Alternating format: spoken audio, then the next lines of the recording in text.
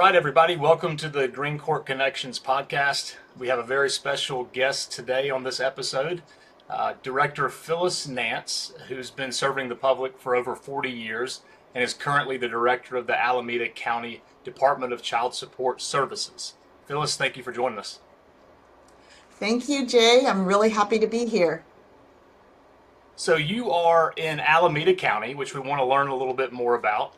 If someone were to come there for the very first time, what kind of advice would you give them about what to go see or what to do? Well, Alameda County, the county seat is Oakland, and so we're about 50 miles from San Francisco. And usually, when people come to Alameda County, everybody says, "Oh, go to San Francisco, go see the Golden Gate Bridge, go to the wharf," and those are great places to go. But in Alameda County, our office is in Pleasanton, which is what we call the Tri-Valley of Alameda County. And I'm going to tell you a secret. We have the Livermore wine country, best wine country ever. We beat Napa. Everybody talks about Napa, but we have the best wine country. So I would say go to Livermore, do the wine trail. It's fantastic. Absolutely fantastic. Well, you heard it here first, and I hope Napa County listens to this as well, because they need to know they've got competition. They do. They do. So I've talked to quite a few folks in human services over the past couple of years on this podcast, and I'm yet to meet one of them whose dream job as a child was to be the child support director, but maybe you're the first. So that leads us into our next question. When you were growing up and you were dreaming and you had aspirations, what did you want to be when you grew up? I wanted to be a news commentator. And then along comes Oprah and she steals my job. So really, my dream job was the Oprah job. That's it. That's what I should have been. Oprah's still doing it, right? Is she still having her show? Well, she doesn't have her show. She canceled her show, but she's still doing the thing, right? She has periodic specials. She interviews all types of people. I would have loved that, but I think that would have been fabulous kind of work to do. So still my inspiration. So you didn't marry Michael Jackson and you didn't become Oprah. So instead, you became part of the child support program. Tell us about that journey a little bit. How did it get started? Yeah, I started in the county over 40 years ago, and I started in the conservator program. And it is the program that helps people who are gravely disabled because they can't take care of themselves. And at some point, I was an assistant to the conservator, and at some point, one of the conservators said, "Hey, Phyllis, I think you would really like to go and do family support. I think you'd be really good, and I think you'd like to go and do that." I didn't know what family support was. It was with the district attorney's office. Yeah, so they told me they'd give me a badge, and I got all excited, and I did my interview. And when I did the interview for the family support officer, I thought to myself, yeah, this might not be the job for me because they had like 10 people in the interview. They had all of their supervisors and they all asked me questions. And I was thinking, what kind of job is this? But I took the job, I liked it, and then I decided I would go back and become a conservator, a deputy conservator. And I'm going to say that was really hard work. Um, Working with the elderly and taking them out of their homes was something that just after a while, although you knew you were doing really good work to do that, they couldn't take care of themselves. But something about that just was really just tugged at my heart. And then the opportunity came again at the family support division, and they wanted a trainer. And so, trainer sounds a little bit like, maybe I'm going to be in the Oprah thing. And so, there I went. I went back, and I've never looked back. Did you get a badge? I did get a badge. I got a badge, and we had that badge up until we became our own department. um, when California switched from the district attorney's office and became our own department. And they actually for those of us who had badges, they actually framed them for us. So you've still got So it, I I bet. forever have that badge. So there's a theme here on, you were helping elderly people and now you're helping children, but there's that theme of always wanting to help those who need it. Mhm. Where do you think that drive to help others comes from? Probably it's something that I grew up with, right? In our family, my great grandmother, they always lived together. At any point in time, they were helping other people. And so it's just something that comes natural. And it really is like that internal conversation that says, why are we here? And if not to help others, I don't know why we're really here. And so I think I think that's where that drive comes from. I don't know that I intellectually knew that at the time, but you're right. As things go on, it's like, yeah, that's what that really makes me happy.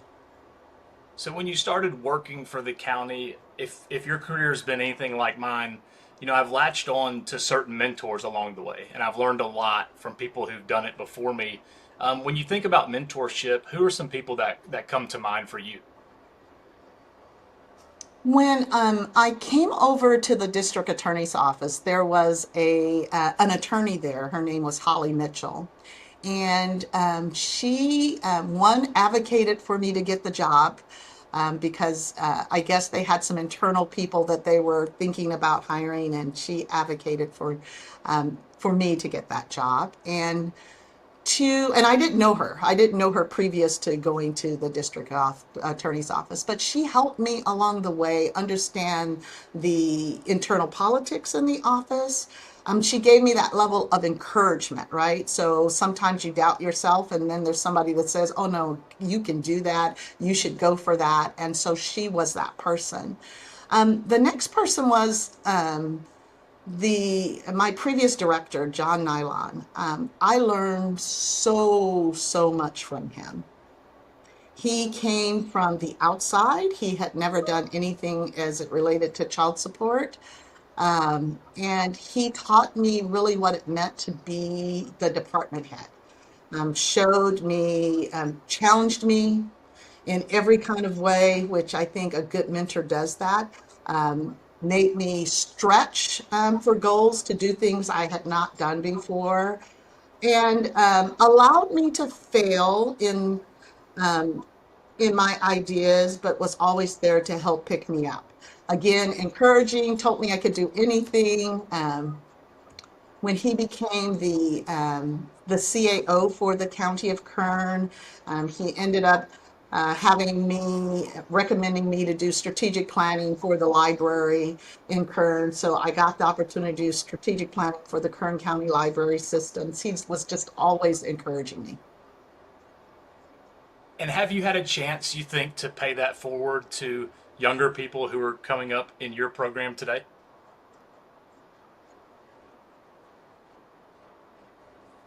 I surely hope so. I really, really hope that I have done that. I there have been a number of staff that I've recognized has great talent, and some of those staff have gone on to become have higher level positions in the child support system. But there's a person that I worked with who I knew that she was just so talented. I encouraged her. I actually stretched her, gave her different goals as she fought me. Um, but she has gone on to lead a program in Kern County called Blue Zones, and she is absolutely fabulous. And I do hope that part of that conversation was because I pushed her and helped let her see herself in a position where she could be phenomenal. So. Well, when you think about, you mentioned earlier some challenges you faced. When you think about challenges you faced throughout your career, what certain challenges come to mind, and how did you overcome those? So I have a few. I have, as you start to promote well, as you start to go on your journey in your career, I think that sometimes you are able to take people with you, and then other times you're not, right? You have to figure out what the boundaries are. So when I think about challenges, it was really difficult for me to move from line staff to supervisor, then to administration, because I really wanted to carry some of my friends along with me. And I recognized that that's not always good. So it was a real challenge. I had to work through that. I tell new leaders that sometimes it's lonely at the top. You just don't recognize how lonely it can be. But I think that was one of my challenges. And then I'm really a softie, and I try to give people lots and lots of chances. And sometimes you have to say, okay, it's time for you to either grow or go. And I look back, and there is a time when I should have said that, and I didn't. Um, and that person, it was miserable for the person, it was miserable for the other staff members along the way. And so that was my lesson learned. I said, I'll never do that again. When it's time to, you give everybody the chance to do their best work. And when it's really clear they're not able to do that level of work, you just don't keep going, because it's not good for them. So that was my lesson learned, hard lesson learned. I had colleagues that said every time something comes up, they were like, yeah, we told you, you should have done what you were supposed to do, but you didn't. So that's yours now. And I was like, oh, okay. But eventually, the person, I think, self-identified for themselves, which was really great, and found themselves another line of work, which was really good. But didn't make that mistake again. I love that saying that you just said, grow or go. I Hmm. think that's fantastically put. And we just talked about mentorship, and there's a fine line, because as a mentor, you believe in somebody more than they believe in themselves at that moment, right? But with your Hmm. work and with their work, eventually they start to believe in themselves too, right? But Hmm. if you think about the grow or go part, there's a point where you're trying to mentor them, and then at some point you have to say, okay, you don't care as much as I do, so it's time to go. But there is a rub there. It is. And that's really, so I'm going to say, I do think I have a gift, although I got over, trying to help people and they didn't really want to do it. But I do think I have a gift for talent, right? And so for a lot of my career, I have been able to spot that talent, and that person just needed the nudge, just needed someone in a different position to say, hey, yes, you can. And I was able to provide that to them. But it's really the difference of knowing, of understanding who the person is and what they want. Because if someone doesn't want it, then, you can't do a whole lot with that. Right, right. Well, let's switch to successes. So we talked about challenges. When you think about the highlights of your career, the things you're most proud of, what comes to mind?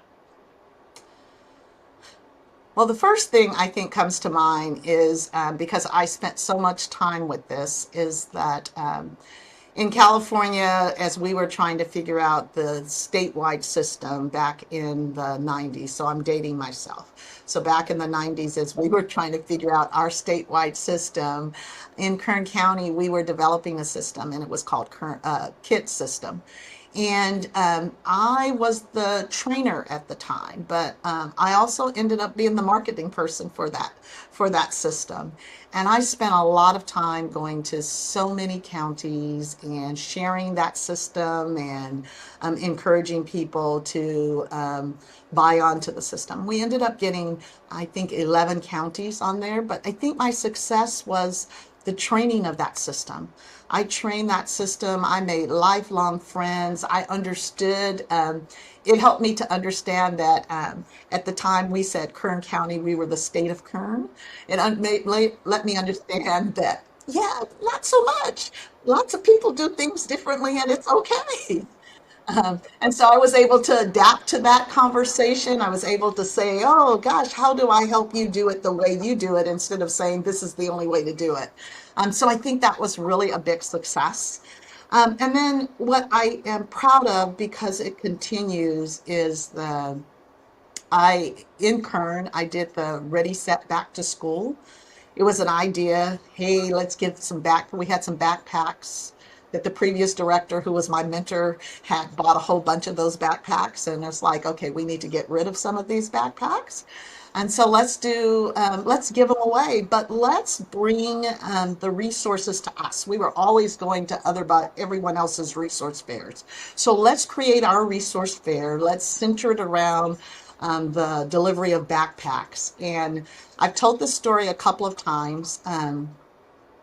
The We had planned it. We were going to do it. We did it in a parking lot across the street from our office. It didn't start till like 8 o'clock in the morning, and I got a phone call at 6 o'clock in the morning, and they said, "Oh my God, Phyllis, I don't know what we're going to do." And I was like, "What do you mean?" They're like, "There's a line waiting for the backpack. It's 6 o'clock in the morning and there's a line waiting for the backpacks." And I'm thinking, "Oh my God, we don't have that many backpacks." So at 8:30, all the backpacks will be gone. And this was supposed to be from 8 to 12, right? Um, and it's true. By 8:30, all the backpacks were gone.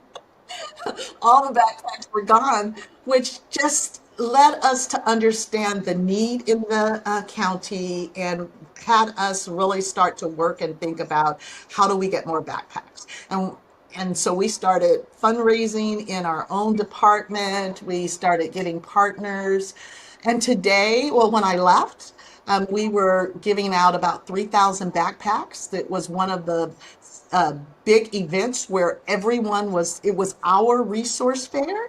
So you had haircuts, you had, you had all of the different resources in the county coming together. We had partnered with the local television show, a local television station, a local credit union, and everybody was helping us deliver backpacks to families. And so today it still runs. They're doing 45 to 5,000 backpacks. They've expanded, they give away shoes. And so I think it is a lasting legacy, one that I think one of the things that made us so proud when you see one of the little kids get their backpack and put it on and walk around, it just made your heart sing. So I would say that probably is one of my biggest successes.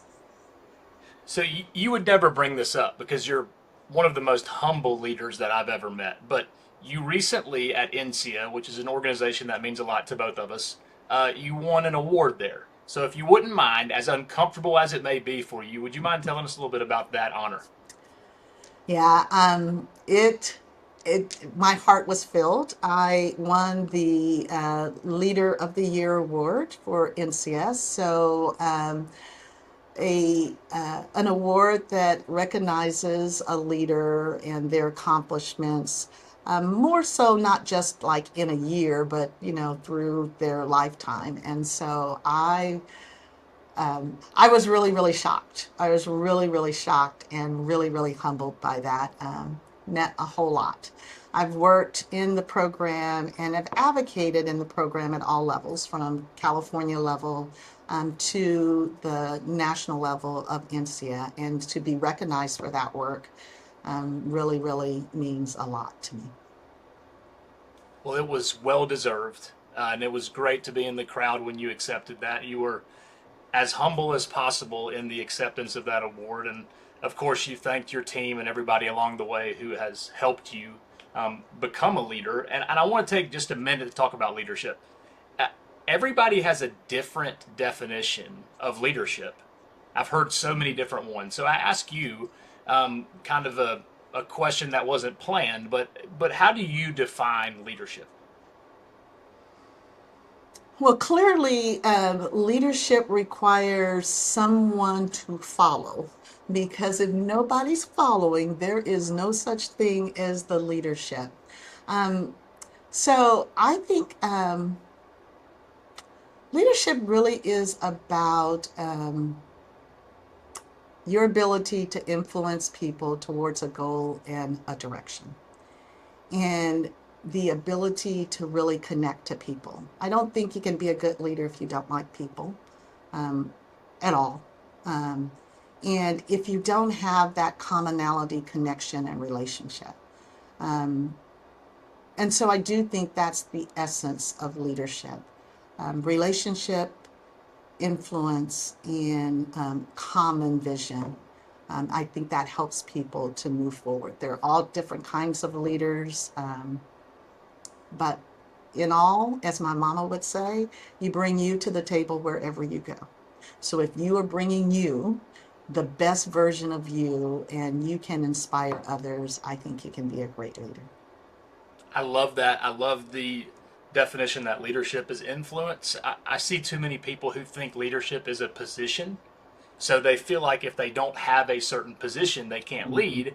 And they also feel like getting to a position means they're a leader. No, both of those things are wrong. Yeah, I've seen some people in positions and nobody's really following them. They have to make the people follow them. So I'm not sure what kind of leadership that is. So. I agree.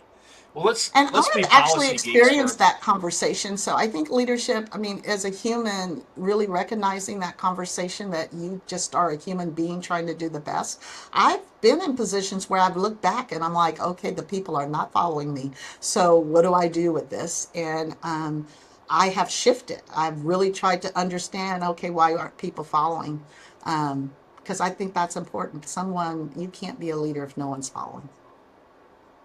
And you have to have some self awareness too to know when people Mhm. aren't following right, and willingness to reposition yourself and correct the course, like you said. Mhm. Yeah, it's an evolution for sure. So let's be policy geeks for a minute. Let's think about the child support program.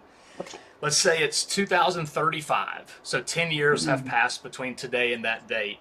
What changes would you like to see in the program over the next decade?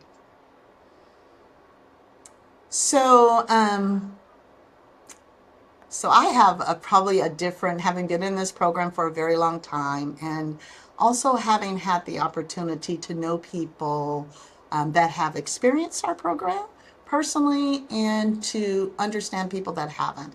I would hope that in 2035 we are a fully integrated program, meaning that this program can help families in all different kinds of ways. I talk to people and I say, hey, you know what? The child support program is one of the few programs that really has the ability to touch men. Besides the prison program, we have more men in our program than any other social services program besides the law enforcement prison programs. And so having that opportunity to talk to touch men and fathers and build their capacity, I think is really important. So we need to have a system that's integrated from that perspective. I also want to say that I would hope that this program elevates the value of child support, because I think that that's important. If the child support program, federally funded program, goes away tomorrow, there's still child support. And so the value of child support for me is really important. Parents recognizing their impact to their children and the responsibility to support their children how they can, it becomes really important. So I hope that child support lands in a place where it's just not a monetary dollar, that we are a program that integrates and understands that they're in-kind support. And the whole goal is to help parents support their children, so that we would have a program that would allow for parents to buy their children's shoes and clothes and have that count as support. That we would have a program that would be nestled in the middle of the social services program, where there's employment services. And while we wouldn't be doing that, those direct connections would be integrated. Everyone would have to participate with child support. That's what I'm thinking. Um, should happen. It's an evolution. We started in a place where I was with the DA's office with my badge, uh, and, and we are at a place where this, that supporting families becomes important, and they don't look the same as they used to look. So really figuring out how to center our program in the midst of all of the other social services programs and elevate the conversation about the importance of support and redefining that conversation about support. I'm hoping that that's what 2035 looks like. So how do we get there? Um, Well, first of all, I think we got to change the just the concept of child support. Forget the program.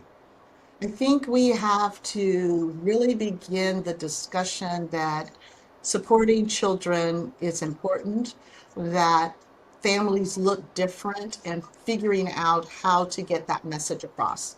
You know, when you do internet, even today, and you do child support, hashtag child support, I've told this story before. People say hashtag enemy of the state. They'll have all of these kind of conversations about child support. It's not that conversation that says it's important, because I think it's about relationships. So I think we also have to build in something that helps people develop their relationships, that even if they don't have this personal love relationship with the other parent anymore, that they can have a relationship that's centered around helping their children.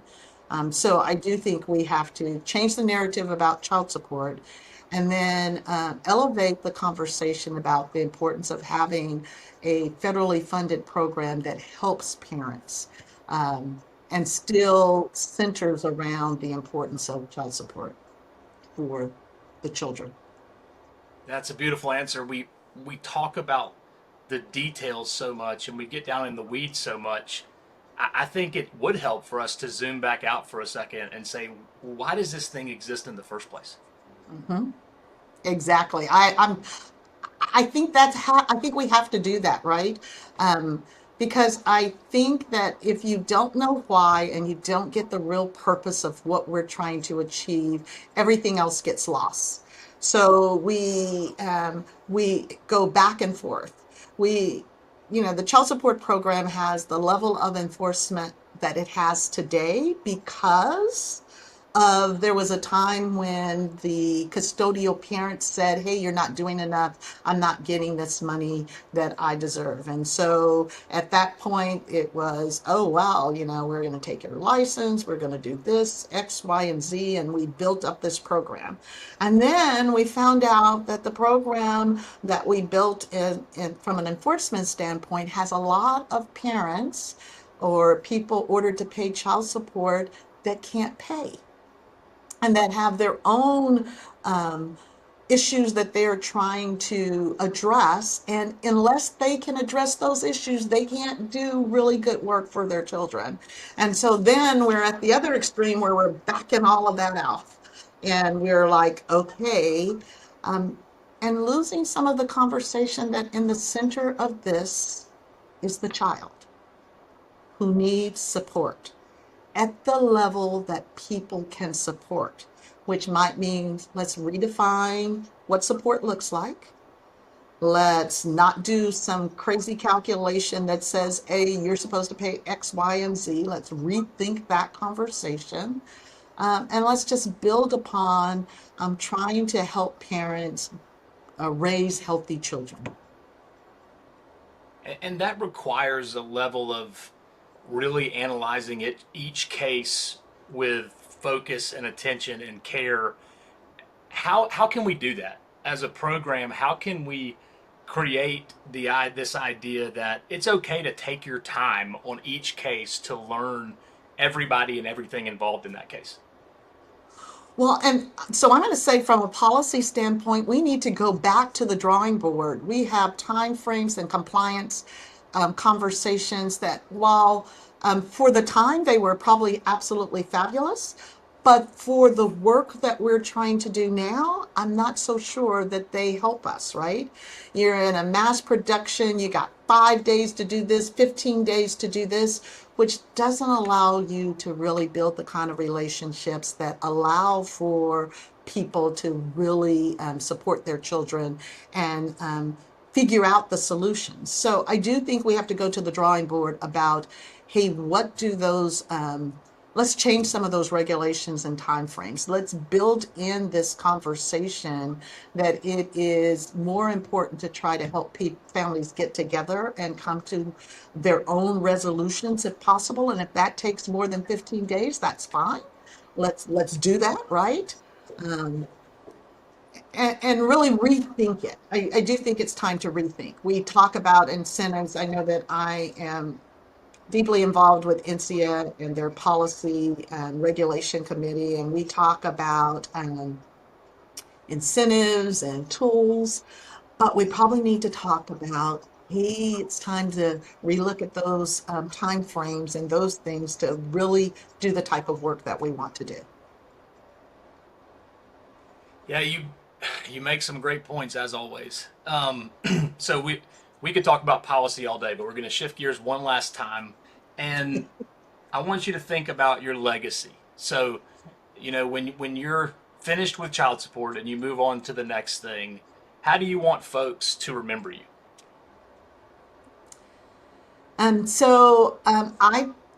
I do this story all the time. I say to people, on your first day of work, um, I want you to think about your last day of work. And in that last day, what do you want people to think about you? Because whatever it is that you want people to think about you, you have to be doing it every solitary day. So I want people to say, Phyllis really cared about people, that she wanted to do the best work and wanted to help all of us do our best work. And that her ideas, though sometimes unconventional, really helped move the people that she worked with and the families that she served. Well And of said. course, Well, she was as a really nice person too. yeah, I think Because, that's what would it matter if you were all of that and then you weren't nice? I want somebody to say she was a really nice person too. I agree with you. I think I tell people all the time that being enjoyable to work with is one of the most underrated skills in the workforce today. It is. Because sometimes you get in these roles, you get in these positions, and if you're if you're as old as I am, you had the picture, right? The picture was the suit, everybody was really professional, they were pretty stiff. And that does not work with building relationships and having fun or being nice. And so, yeah, get out of your head with those pictures. And I'm gonna keep saying, my mama says you bring you with you, so bring you your best you, and people will appreciate that. I agree. Well, um, as someone who's served with you in India over the last few years, I can say that your legacy is solid. I think you're one of the most humble leaders I've ever met. You're consistently in a good mood, which is, I don't understand how you do it. You're always happy. And you do take the time to get to know people and to show people respect, no matter what they can do for you. So I really appreciate you taking time to join us today. I've always enjoyed being around you, and today was no exception. Thank you, Jay. I enjoy you too.